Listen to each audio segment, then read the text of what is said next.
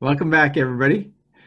Welcome to the third and final installment of your Dual Unknown pre-lab videos. Woohoo! Nice job. This one obviously is going to cover the third main concept. We've already looked at acid-base, we've looked at IR, and now we are going to look at Abby's favorite instrument and one of my favorite instruments as well, the mass spectrometer.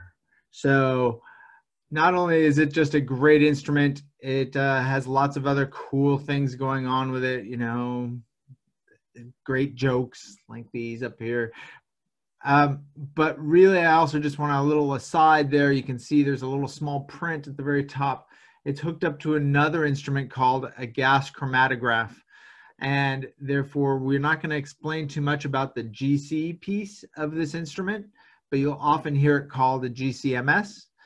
What we like and what we're going to use for our lab data is the mass spectra data. So just they are the same instrument. We're only taking the data from the mass spec part. Okay. That is a picture up there of what we have in our chemistry labs.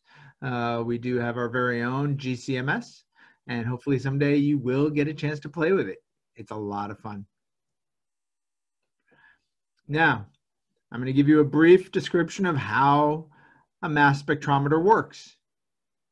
Oh, you already heard too much from me. This is a really cool video. Let's listen to him and how he says a mass spectrometer works. While chromatography separates compounds depending on their chemical and physical properties, mass spectrometry, or mass spec as it is commonly known, reveals a compound's molecular weight. In a mass spectrophotometer, a beam of electrons bombards a single chemical sample with enough energy to break apart molecules. The fragments produced are propelled through a magnetic field and automatically sorted according to their mass and charge. An ion detector collects and records the fragments, producing a graph showing the mass-to-charge ratio of each. To analyze the information and deduce the structure of the original molecule, a scientist must work backward, reassembling the fragments on paper. When all goes well, they fit together like puzzle pieces to reveal the composition of the original sample. So yes, there is tons of information in this instrument, in the data that in the mass spectra that you look at. The key here is I wanted you to notice how it actually explodes every molecule. So this is not something you can use like the IR. You can put something on and take it back off. As soon as we put any of our compound into this instrument, it is blown apart. It is a very dramatic explosion of our molecule, and all the bits and pieces go flying apart. And so we can't recover it, okay? The other thing is we will not have to do, as this person talked about, try to piece our whole molecule back together, because you have tons of other information to help you with it. So the most important piece we're going to get out of this is the molecular weight of your molecule. So let's take a look at, this is what a general mass spectrum looks like, as you've seen in your textbook. And I want you not to obsess too much about the mass over charge, the M over Z, but that these are really molecular weights, that these are really masses, fragment masses of your whole molecule, and we can convert them to grams per mole really, really easily. So, but in that video that we just saw, remember, they are looking at individual molecules hitting the detector. This is an amazingly sensitive instrument and can detect trace amounts of anything, which is why I think Abby from NCIS loves this instrument, because she can always detect the trace amounts of blood in somebody's sample, or some paint oils that were just detected on somebody's shoe. This would be the instrument to use that with, because it can detect molecules. Keep that in mind. Very few of our instruments can actually count molecules. That's what this one does. Very impressive. So in that whole explosion, some molecules remain intact, believe it or not, and maybe just only lose an electron. And therefore, the whole molecule actually remains intact with just one electron kicked off, and therefore it'll have just a positive one charge. We call this the molecular ion peak, as you can see, otherwise known as the M+ peak up there.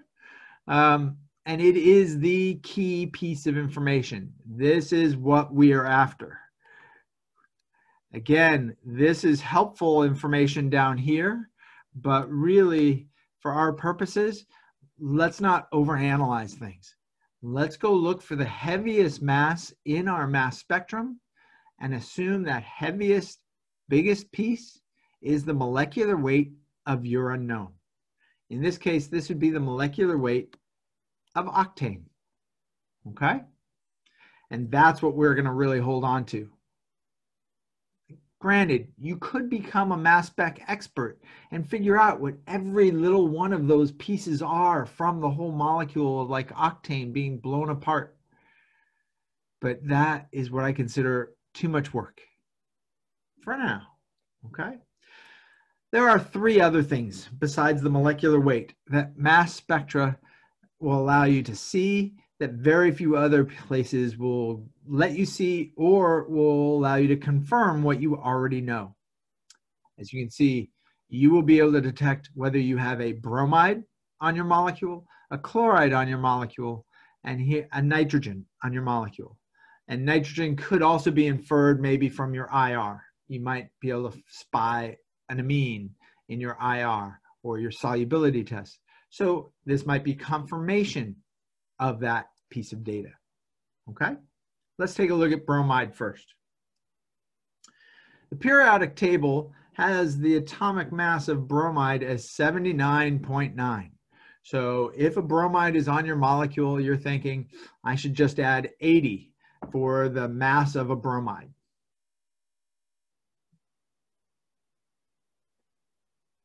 Oh my God. There is absolutely no BR80 in the world. None. So infinitesimal small that in mass spec, you would never see BR80, ever. But wait, then why does the periodic table say its atomic mass is 80? Well, that's because, I get so excited about this, sorry. That's because in nature, BR is about 50-50 of two isotopes.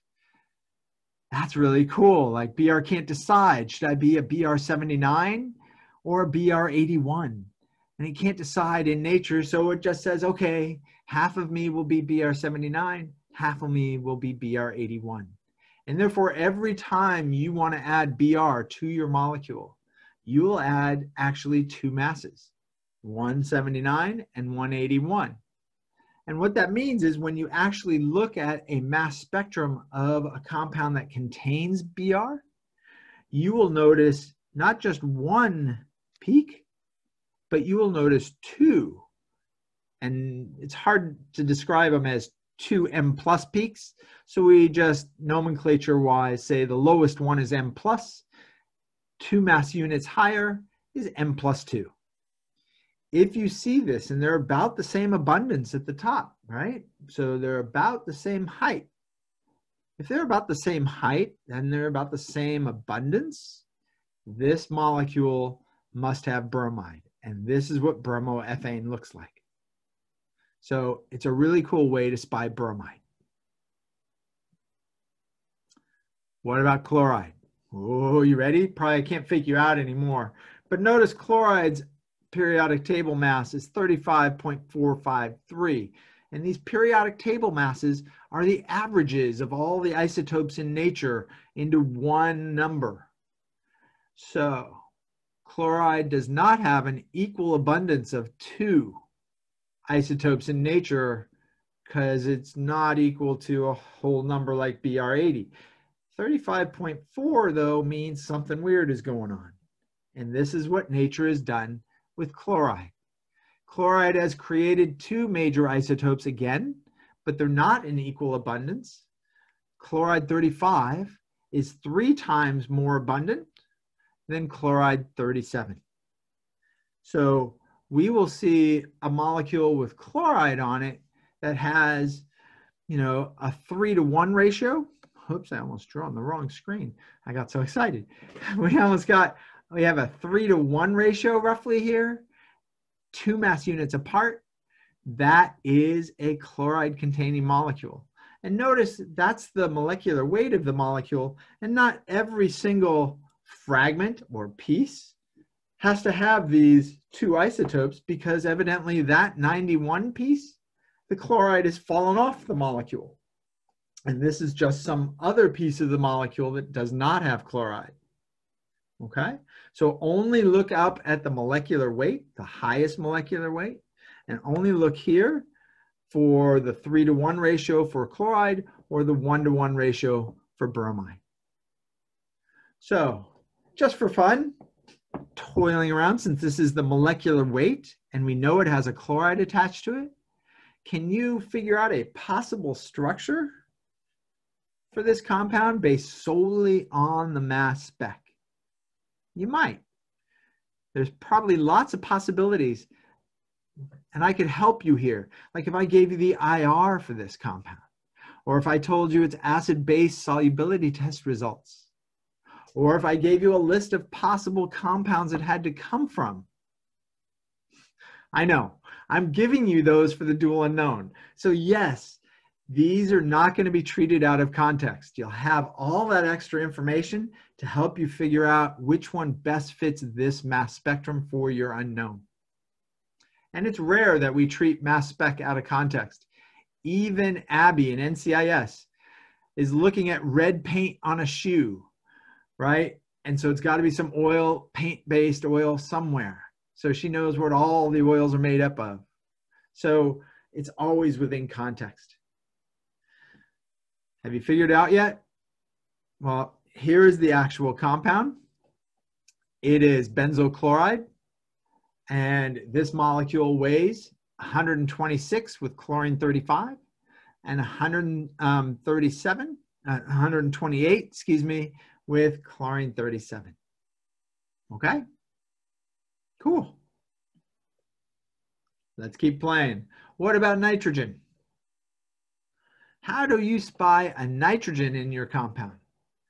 Well, nitrogen is a very odd beast in that when you draw a nitrogen molecule or draw it in a Lewis dot structure or put it in, nitrogen is very different from carbon in that it is missing a bond. Nitrogen only wants 3 bonds in a lone pair. And so it's missing, say, this hydrogen here at the top of that molecule. It has no place to put one, and so it's minus an H. And so what all odd-numbered nitrogen-containing molecules will have is a missing hydrogen. They will have an odd molecular weight. And I don't mean like odd, spooky, scary kind of odd. You know what I mean? An odd-numbered molecular weight.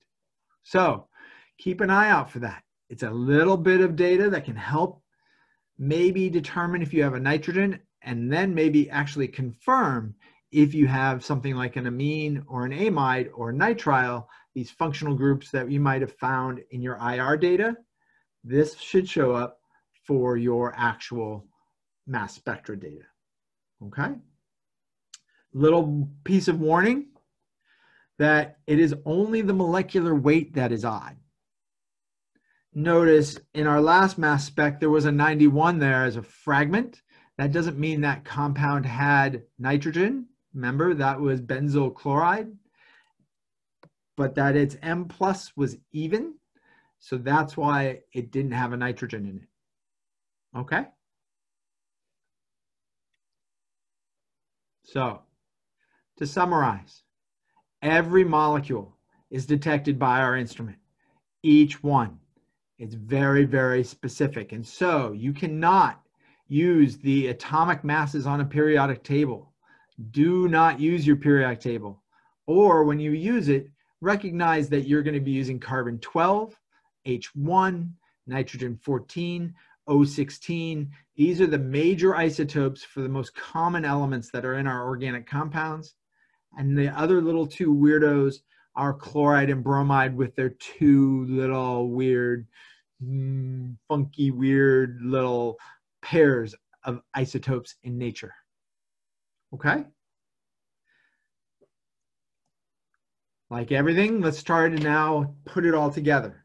As the last video, now I've given you an IR and I've given you a mass spectrum, and here are 5 possible compounds. Can you tell me which one of these 5 compounds up there, which one of these 5 matches this IR and mass spec the best? And there may be more than one correct answer. Tell me which one it is. I'll let you pause the video and think about it. Ready? Here we come. Oh, wait. I think I have another question. Oh, yeah. Sorry. Okay. You don't know the answer to that one yet because I want you to try this one too. Okay. I put 2 in there. I couldn't resist. So putting it all together again. Now I've given you even more data. I've given you the acid-base solubility results. I've given you like IR, mass spec. You have even more stuff over here. So can you figure out a possible structure now? I haven't given you any possible compounds. So now there are lots of possible structures that could fit this data. See if you can figure out a structure for this one. And see if you can tell me what one of the 5 were on the previous slide. All right, we'll do this again. How about countdown? Pause the video, work on it.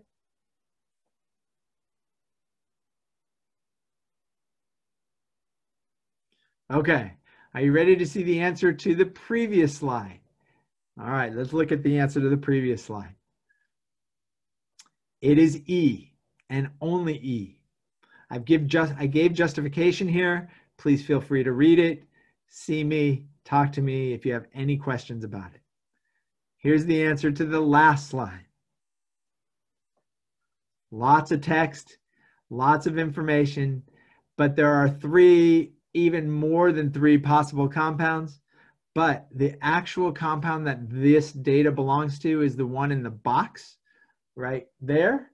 And it's okay if you don't have that structure, as long as the structure you have has these things, has the correct molecular weight, that it weighs 122 grams per mole, that it has an alcohol on it somewhere, not a carboxylic acid, but an OH, a boring little alcohol, because all of these are insoluble in all of our aqueous acids and bases. And I even gave you another base in there, 5% NaHCO3, sodium bicarbonate. It's a weaker base. Just to prove to you that this thing doesn't want to dissolve in any acid base or water. So it has to be bigger than 5 or 6 carbons and neutral. Okay, so if your data, your structure fits those parameters, your structure's right too. All right, I hope this was entertaining. Whew. Orgoland is awesome. And please, again, see me if you have any questions. All right, see you soon. Bye.